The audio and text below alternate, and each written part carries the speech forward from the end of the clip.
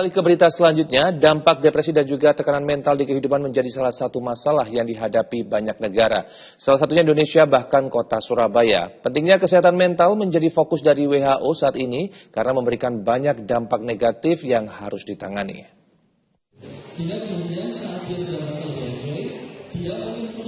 Melihat kondisi dan realitas saat ini, kesehatan mental menjadi salah satu aspek penting dalam kehidupan. World Health Organization atau WHO mengangkat isu global tentang masalah depresi dan tekanan mental di dunia kerja. Dalam kegiatan peringatan Hari Kesehatan Mental Sedunia, Persatuan Dokter Spesialis Kedokteran Jiwa Indonesia atau PDSKJI menyelenggarakan seminar di Rumah Sakit Jiwa Menur Surabaya, Jawa Timur. Masalah kesehatan mental atau kejiwaan menjadi evaluasi bagi masyarakat, terkhusus karena permasalahan sedang dialami di Indonesia.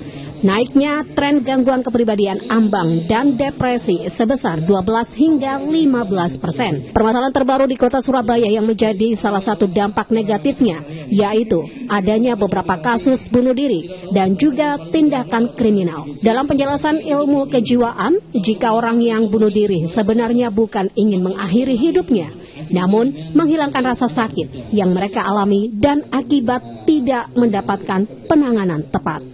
Dokter spesialis kejiwaan Dr. Agustina Konginan yang juga menjadi Ketua Persatuan Dokter Spesialis Kedokteran Jiwa Indonesia atau PDSKJI Cabang Surabaya menjelaskan di berbagai tempat seperti sekolah, kampus, tempat kerja memiliki potensi-potensi setiap orang yang mengalami depresi. Faktor muncul bisa dari diri sendiri, senior, atasan, atau lingkungan. Manusia memiliki tingkat ketahanan atau daya stres yang berbeda-beda. Pentingnya support dari orang di sekitar bisa menjadi peran.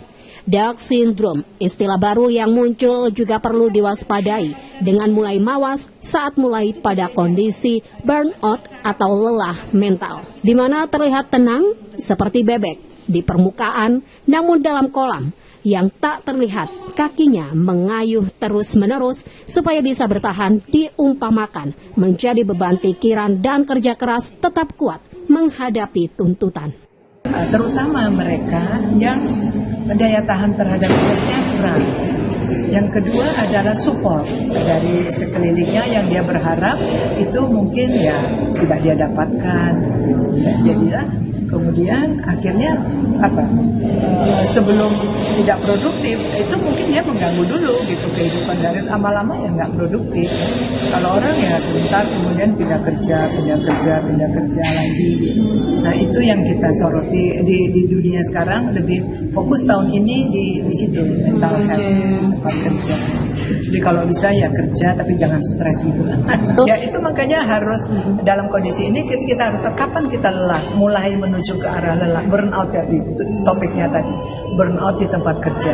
Jadi ada satu saat kondisi itu yang menyebabkan kemudian belum gangguan loh ya, masih burnout, jadi masih lelah mental, mulai nih rasanya males, dedikasinya mulai berkurang ya, bangun pagi mau ketemu tempat kerja rasanya berat sekali gitu ya. Iya betul gitu ya. Nah banyak hal kan itu yang membuat seperti itu kan banyak. Mulai dari kepuasan ya. Dia bisa senang aja dia bekerja tapi salarinya mungkin nggak puas ya kan gitu ya. Ya atau macam-macam gitu. Jadi ya menuju ke sana. Jadi sebetulnya harus mawas diri kalau sudah mulai ada seperti itu gitu. Itu topik ini. Jadi kalau sudah mulai ada seperti itu hati-hati kan gitu ya. Mulai saya kok berubah jadi begini kok rasanya nggak ini gitu. Nah itu perlu introspeksi gitu, mulai melihat gitu, jangan-jangan mungkin ada suatu hal, mungkin ya ada satu dua celetukan mungkin yang dia merasa harga diri tadi atau apa gitu ya. Nah itu perlu dia atasi tentu ya. Dia mulai harus, kalau dia mampu mengatasi sendiri oke, itu paling bagus sebetulnya ya. Tapi kalau tidak bisa mengatasi dengan orang lain, saya kalau ada masalah itu bagus. Itu kalau nggak bisa ya diatasi dengan diri sendiri. Ya. Bagaimana itu nggak merupakan masalah lagi, easy going lah atau apa ya.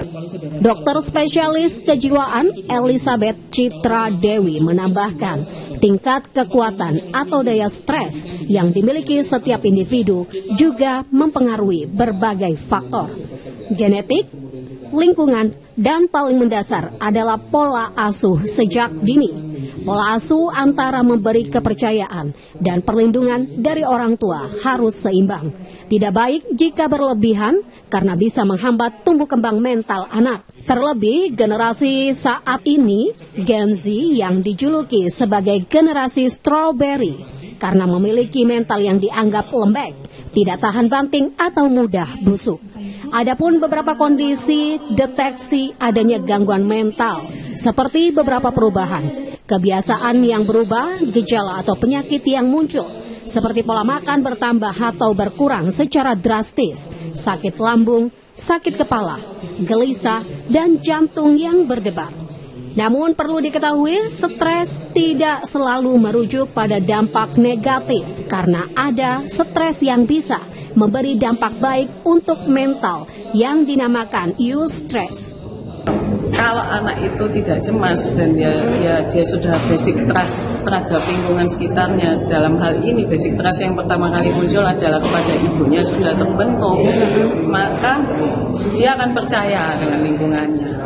Artinya ketika dia mulai nanti sosialisasi dengan temannya, itu dia percaya. Nah, tapi lanjut lagi kan, anak itu tumbuh lagi ya, tumbuh dan berkembang ya. Kadang-kadang di situ mulai masuk stresor-stresor ya, ketika ada mulai pendidikan, mulai apa, kadang-kadang kan orang tua overprotective mungkin, terlalu khawatir ya, namanya orang tua selalu ada sifat ingin melindungi ya, itu semua dibantu, akhirnya dia tidak terbiasa dalam menghadapi tantangan.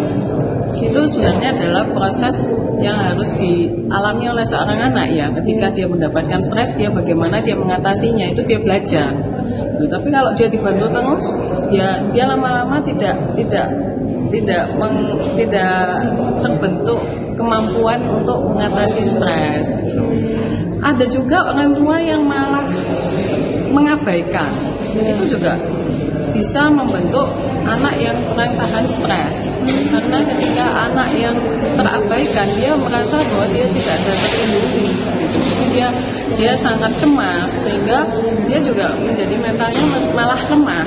Jadi apa-apa itu kalau dalam kesehatan mental ini sebaiknya pas, jadi pola asuh yang pas, seimbang, tidak terlalu dominan, tidak terlalu overprotective, tapi juga tidak terlalu mengabaikan.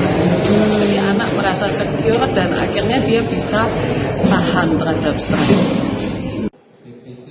Para dokter spesialis kesehatan kejiwaan menjelaskan jika dirasa berbagai masalah yang dihadapi tidak bisa diatasi sendiri, bisa melakukan konsultasi konseling pada yang ahli, ke psikolog atau pada medis, ke psikiater.